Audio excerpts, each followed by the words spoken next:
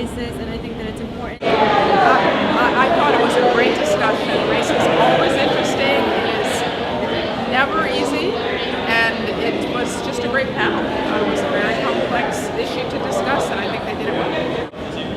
Well, I thought it was a very interesting conversation and enlightening based upon the varied views from the panelists. Very provocative. So it was a really interesting event. I think we both really didn't know what we were coming into, but the panel was amazing. There was a really diverse group of speakers from every discipline. You had individuals talking about health, talking about kind of the wealth income disparity, just talking about race generally, which is something that I think lacks in society and something we should really come to the table more about. So I think it was a great event, and I'm really glad that I was able to participate. I agree fully. I think just the candid conversation that was had was immensely necessary when we're talking about race, racism, gender equality, whatever the topic might be. Having a group of diverse minds just being honest is definitely the direction we need to go if we're ever to get to the point of being post-racial.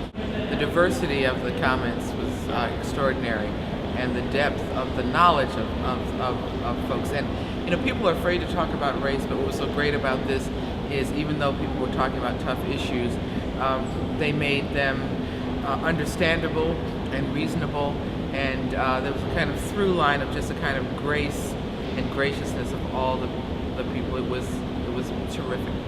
I guess a big takeaway for me is the fact of how much we still yet have to do around race.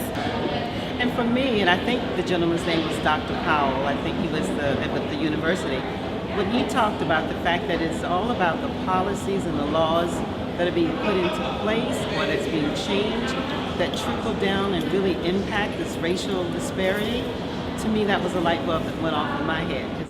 I think the thing that stuck with me was just the impact that structural thought processes have on an individual's experience, and not even that, but just the impact that countering those structural thought processes will have on improving the experience for all of these various communities that we're speaking of, be it gender issues, the presentation of women in media, be it racially believing that African American men are destined for prisons. All of these just ingrained thought processes were just challenged, and I think that is exactly where we need to be moving.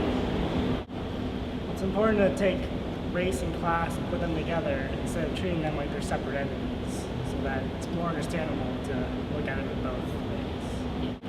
I think the statement that white people think about race a lot, but maybe they don't talk about it as much as other minorities and cultural groups might talk about it. And I think that perhaps we've come to a time in our culture and society where we need to just start talking together about it.